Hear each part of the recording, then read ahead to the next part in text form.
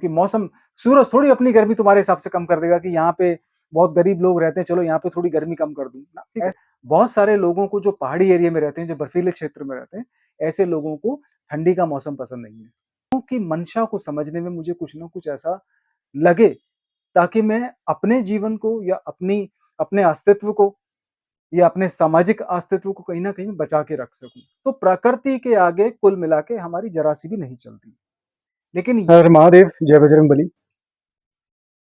एक सवाल मेरे पास कहीं से आया है और सवाल ये है कि मैं कुछ नहीं देखना चाहता, मैं कुछ नहीं सुनना चाहता, लेकिन फिर भी जान जाता हूँ या सुन लेता हूँ या समझ जाता हूँ। ये सवाल थोड़ा-सा आध्यात्मिक लेवल पे है, बहुत ज़्यादा आध्यात्मिक लेवल पे है और ये सवाल पूछने का मतलब कुछ ऐसा है कि बहुत सारे ऐसे व्यक्ति होते हैं, जो देखना नहीं चाहते या वो सुनना नहीं चाहते या वो जानना नहीं चाहते, लेकिन फिर भी वो जान जाते हैं और फिर भी वो समझ जाते हैं या देख लेते हैं। अब समझने से, देखने से और जानने से मेरा जो मतलब है यहाँ पे या उस व्यक्ति का सवाल पूछने का मतलब ये है कि समाज में, दुनिया में, लोगों की लाइफ में, अपनी खुद की लाइफ में, अपनी खुद की पर्सनल सर्कल में, वो बहुत सारी चीज़ों को नहीं देखना चाहता। लेकिन फिर भी वो दिख जाती हैं उसको। उसको कहीं न कहीं इस बात का अंदाज़ा हो जाता है कि ये व्यक्ति क्या सोच रहा है, ये व्यक्ति क्या करने वाला है, इस व्यक्ति की मंशा क्या है या इस व्यक्ति का जो भावनात्मक स्तर है, वो किस लेवल पे है। होता है ना, बहुत सारे लोग बहुत ज़्यादा रिएक्टिव होते हैं और कुछ लोग बहुत ज़्यादा रिस्पॉन्सिव होते हैं। बहुत सारे बंदे आपको बड़े शांत, बहुत ही चुप और बहुत ही मतलब एकदम से खामोश आपको बहुत सारे लोग नज़र आएँगे। हालाँकि और दूसरे लेवल पे आपको बहुत सारे लोग बहुत ज़्यादा एक्टिव और बहुत ज़्यादा रिएक्टिव और बहुत ज़्यादा इमोशनली ट्रिगर आपको नज़र आएँगे। होता है ना, किसी व्यक्ति का अपनी जुबान पे कंट्रोल नहीं होता या किसी व्यक्ति का जो बिहेवियर होता है बहुत ही इम्पल्सिव बेस्ड होता है। मतलब आप उससे कुछ बोलेंगे और तुरंत उसका रिस्पॉन्स आएगा, तुरंत उसका रिएक्शन आएगा। वो लॉजिकल भी हो सकता है, वो इमोशनल भी हो सकता है। तो सवाल यहाँ पे ये है कि ना जानने के बावजूद भी या ना चाहने के बावजूद भी क्या ऐसा हो सकता है कि लोगों को जान लिया जाए या उनको समझ लिया जाए या उनके बारे में पढ़ लिया जाए?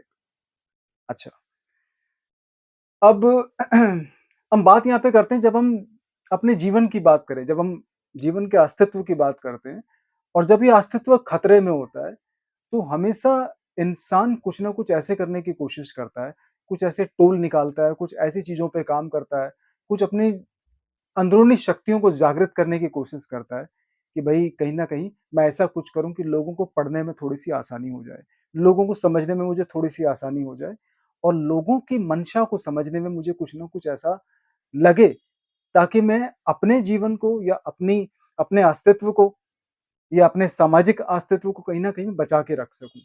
ये जितनी भी लड़ाई है लाइफ़ के अंदर, एक-दूसरे को समझने की, खुद को समझने की, ठीक है? समाज का इतना बड़ा जो विस्तार हुआ है, समाज अभी तक जो इतना डेवलप होके आगे तक बढ़ा है, ये सारा का सारा कारण है कि हमें अपने अस्तित्व को बचा के रखना है और अपने अस्तित्व को बचा के रखने के लिए ही यहाँ तक ये लड़ाई पहुँच पाई है।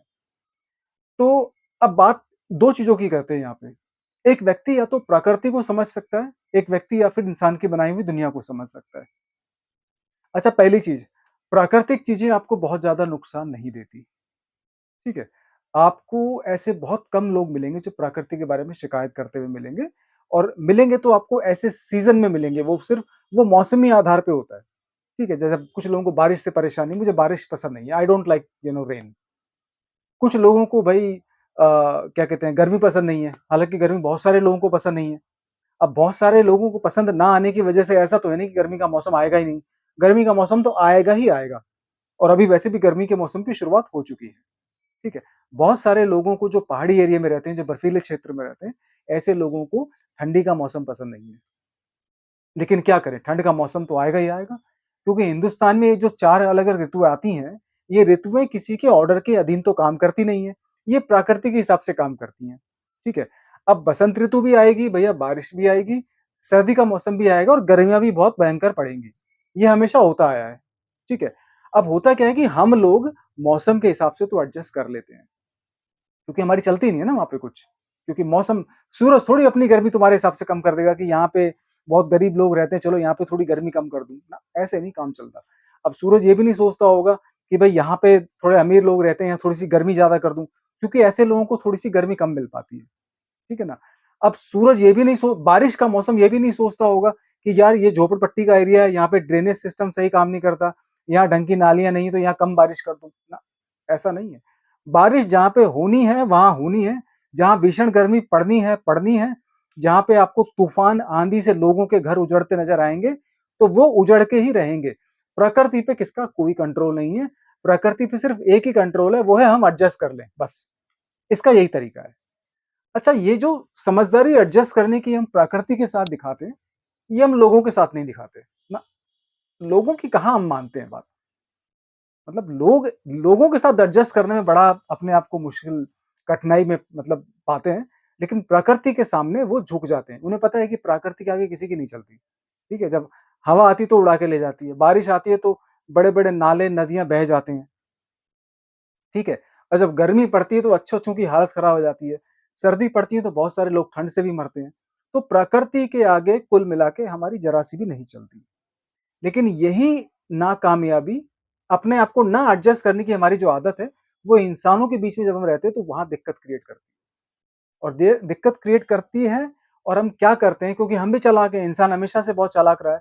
तो इंसान ने क्या सोचा कि यार, इंसानों को जो चीज़ बहुत ज़्यादा डेंजर बनाती है, क्योंकि बहुत डेंजर इंसान भी है ना दुनिया में, चाहे वो क्रिमिनल हो, चाहे वो चालाक व्यक्ति हो, चाहे वो बहुत ज़्यादा बुद्धिजीवी व्यक्ति हो, ठीक है? चालाकी का कोई भी रूप हो सकता है, कोई आपको 2 मिनट के अंदर चालाक बना सकता है, कोई आपका सालों विश्वास जीत कर भी आपको मूर्ख बना सकता है, आपको धोखा दे सकता है, ठीक है? तो लॉन्ग टर्म पे धोखा देना, छोटे लेवल पे, छोटे समय के अंदर चीट करना, ठीक है? मौका-परस्त इंसान होते हैं, आपके साथ कुछ मौका होगा भैया, कोई मतलब होगा तो आपके साथ जुड़ गए, और बहुत फाइन तरीके से, बहुत प्यार से, मतलब आप अंदाजा नहीं लगा सकते, इतने बढ़िया तरीके से आपसे जुड़ेंगे, आपको लगेगा भाई मेरे जीवन के अंदर इस व्यक्ति की कमी थी, ये व्यक्ति मेरे जीवन में आ गया, बस मेरा जीवन तो सफल हो गया, मेरा ये जो जीवन की यात्रा थी, इसको भैया किनारा मिल गया, मेरा हो गया बेड़ा पार, क्योंकि मेरे जीवन में एक भगवान ने ऐसा व्यक्ति भेज दिया है। तो ये शुरुआती फीलिंग होती है जो कुछ महीनों तक या साल भर, कुछ सालों तक रह सकती है, ठीक है? जब व्यक्ति का असली रंग नज़र आता है, तो पता लगता है कि यार ये तो बड़ा मुश्किल था भाई। मतलब मुझे अंदाजा नहीं था इस इंसान का कि 2 साल पहले ये व्यक्ति ऐसा होगा और 3 साल, 5 साल बाद ये व्यक्ति ऐसा निकला। तो इंसानों को जो चीज़ बहुत ज़्यादा पेचीदा, कॉम्प्लिकेटेड बनाती है, वो होता है उनका नेचर। अब नेचर क्या है? भई उनकी उनके इंटेंशंस क्या है? उनकी मंशा क्या है? कैसे उसके मन में विचार आते हैं, ठीक है? विचारों के आधार पे कैसे वो कर्म करेगा, ठीक है? झूठ कितनी सफाई से बोलता है, सच को कितना पसंद करता है, ठीक है? उसके जीवन का उद्देश्य क्या है? क्योंकि इंसान के जीवन की डायरेक्शन होती है तो वो उसको बहुत, लोगों को बहुत साफ-साफ दिखाई देता है, इस व्यक्ति के जीवन का ये डायरेक्शन है तो ये व्यक्ति इससे संबंधित ही कुछ ना कुछ काम करेगा, ठीक है? लेकिन होता क्या है कि फिर भी लोगों के साथ एडजस्ट करने में हम लोगों को कहीं न कहीं बहुत दिक्कत आती है, और हम नहीं करते एडजस्ट, क्योंकि ईगो हमारी लोगों के सामने चलती है, प्रकृति के आगे ईगो काम नहीं करती। प्रकृति के आगे तो ईगो, आपका घमंड, आपका अहंकार, आपकी ताकत और आपका पैसा, आपका सोशल स्टेटस कुछ भी काम नहीं करता। ये सारी की सारी चीज़ें इंसानों के सामने काम करती है। आपकी ईगो के आगे इंसान झुक सकता है। क्या करें भई, झुकना पड़ता है कभी-कभार। आपके पास पैसा बहुत है तो कभी-कभी इंसान आपके सामने थोड़ा अपने आप को छोटा भी महसूस करता होगा, ठीक है, कोई दिक्कत नहीं है। लेकिन एडजस्ट ना करने की वजह से बहुत सारी प्रॉब्लम्स लोगों को होती है। अब ये जो सवाल है, ये सवाल यहाँ पे प्रकृति के लिए नहीं था, ये सवाल यहाँ पे था कि इंसानों की मंशा को, उनकी उनके विचारों को या उनके कर्मों को, उनके एक्शन को कैसे समझा जाए। तो इसका सिर्फ़ एक ही सॉल्यूशन है, वो सॉल्यूशन ये है कि आप भी अपने आप में एक इंसान हैं, ठीक है? मैं भी एक इंसान हूँ, आप भी एक इंसान हैं। अगर एक इंसान अपने आप को नहीं समझ सकता, आपके सबसे ज़्यादा करीब कौन है? अगर आपसे ये कह दिया जाए कि इंसानों को समझने की कोशिश करने के लिए आपको एक नमूना, एक मॉडल दिया जाता है, आपको एक एग्ज़ाम्पल दिया जाता है, ठीक है? तो वो नमूना, वो एग्ज़ाम्पल, वो मॉडल या फिर वो ट्रायल एक्सपेरिमेंट करने के लिए अगर आपको कोई इंसान चाहिए, तो वो अपने आप में खुद हैं आप। आप अपने विचारों से, अपनी इंटेंशन से, अपनी गलत और अच्छी आदतों से, आप खुद के बारे में अपने आप को लेके आप एक्सपेरिमेंट कर सकते हैं। आप अपने खुद के ऊपर एक शोध कर सकते हैं। कि अगर मैं किसी को बुरा बोलूँगा तो मेरे से लोग कैसे बिहेव करेंगे?